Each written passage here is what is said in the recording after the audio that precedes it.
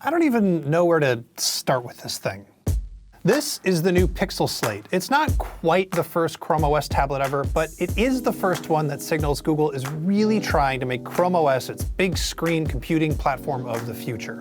It's a tablet that runs the full desktop Chrome web browser, web apps, and Android apps. It can cost as little as $600, but the one that I'm testing right here costs $1,000, plus $200 for this keyboard right here. This thing is weird. It's somewhere between a tablet and a laptop, and it's not great at either. It feels like an experiment in the future of computing, but not the actual future. So in a lot of ways, I do kind of love it, but sometimes I really hate it.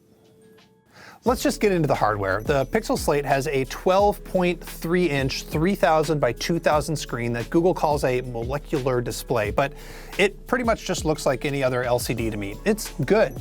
It has some fairly sizable bezels, partly because there are two front-facing speakers that sound great on the front of it. It is blue, and it picks up fingerprints really easily, but overall, it's pretty nice in terms of quality. You can log in with your fingerprint right there on the power button. There are a couple of cameras that do camera things pretty well. There's no headphone jack, and there are two USB-C ports, and I'll get to those USB-C ports in a minute, don't you fret. Anyway, as tablets go, it's big, but it's still manageable. It's sort of like that 12.9-inch iPad Pro, but unlike that iPad Pro, this has an Intel chip inside it, and that's where things start to get weird. Google decided to offer 4 different processor options and 3 different RAM options in 5 different price points, so picking out a Pixel Slate is complicated. You can spend as little as $599, but it won't do much more than open up a few tabs and run the Netflix app. Or you can kit it out with the max specs and a keyboard and a pen and spend $2,000. I think the only one really worth considering is the Core i5 model that I'm using right here, but I think that because I know how Chrome OS works, and I know that I want to do more than just use it as a basic tablet. And that's the thing. You need to know a lot about what you want out of Chrome OS just to figure out which one to buy. In fact, you need to know a lot about Chrome OS to get the most out of the Pixel Slate no matter which one you buy. So let's talk about Chrome OS. And more specifically, let's talk about how it works on this hybrid Pixel Slate. When you have the keyboard attached, it works just like any other Chromebook. You've got a mouse and resizable windows. You can open up Chrome tabs and Chrome windows and web apps and Android apps and move them around. The whole works. It's all really familiar, right on down to Android apps working, but still feeling just a little bit different than the rest of the OS. I gotta say though, I don't love this folio keyboard much. It's not the rounded keys. They're fine. They're quiet and they're backlit and it's pretty nice. And it's great that you can use it at almost any angle thanks to this really neat magnet trick that puts it up at just the right spot.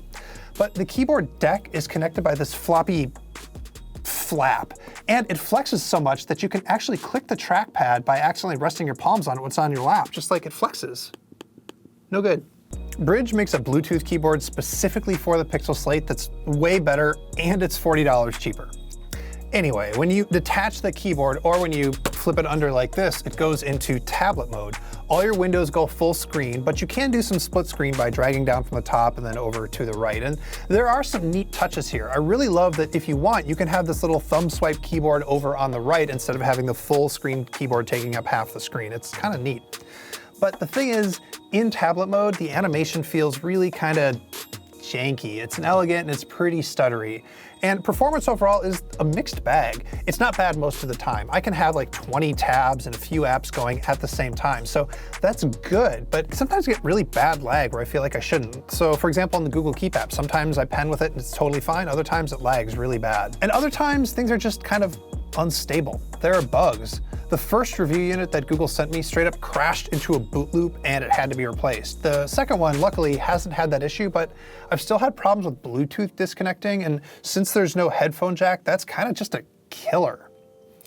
Now, let's say you trust Google to fix all those bugs. There is a new version of Chrome OS out every 6 weeks after all. That brings us to the next question, really the most important question.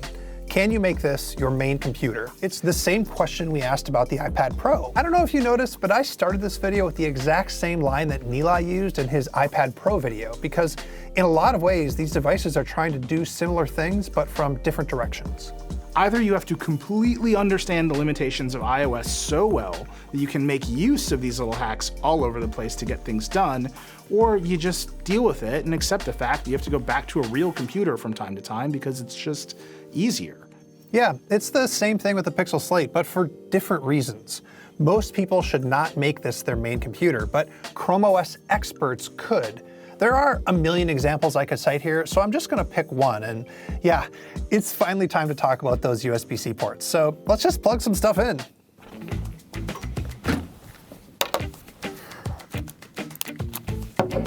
Check, check, check. Huh.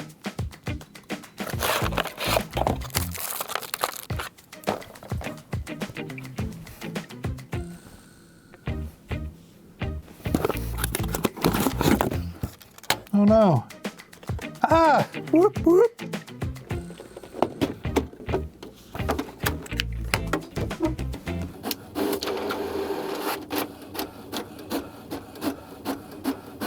So the Pixel Slate isn't restricted like the iPad Pro. There's a real file browser that sees drives, and if you plug a microphone in, it'll work, and any app can theoretically see whatever you plug in. It's not really limited by the OS. Instead, it's limited by the apps that you can get on it. So, for example, when I plug in an SD card, it just pops up the Files app. So far, so good. But the Adobe Lightroom Android app was designed to work with phones and doesn't work with Chrome OS's file browser. So you have to ingest the photos into the File app, then go looking for them in Lightroom, and then go back and delete them in the Files app. Oh, look. I don't want to just pick on Adobe here because this Android app weirdness is kind of all over. It's nice that you have access to the full Google Play library of Android apps, but most of the stuff you're really going to want to use instead of web apps are stuff like video streaming apps and games. I mean, I don't know, Spotify just looks silly here, for example. It's just like a tacked on phone app. The trade-off, though, is you get a real desktop-class web browser. You can't get that on an iPad, so I am able to get more work done on this than I can on an iPad Pro based on my particular needs. Just the thing is, I gotta admit, this is way less fun to use. So look, I've been hard on this Pixel Slate, but I think it's time to start expecting more from Chromebooks. This thing is in the same price range as the iPad Pro, the Microsoft Surface, and tons of high-end Windows and Mac laptops. I honestly think the only people who should buy this are Chrome OS diehards, and you know what? Even for them, I don't think this makes sense. Last year's Pixelbook is still right there, and it's getting discounted all the time. Sure, it's last year's processor, and you can't attach the keyboard, but otherwise, it's basically the same thing, and it weighs a quarter pound less than this tablet with the keyboard attached. I still love my Pixelbook, and I'm sticking with it. Now, the Pixel Slate has a lot going for it, but I think it's just too experimental. The bummer of it all is I really do like what Google is trying to do here. I just wish it was less trying and more doing. Hey, thanks so much for watching, and let me know in the comments, what would it take for you to consider a full Chrome OS tablet? I'm really curious. And you know, I'm obsessed with these new kinds of computers, and a video that's a good introduction to what I think about them is the very first processor episode where I try to answer the question, what's a computer?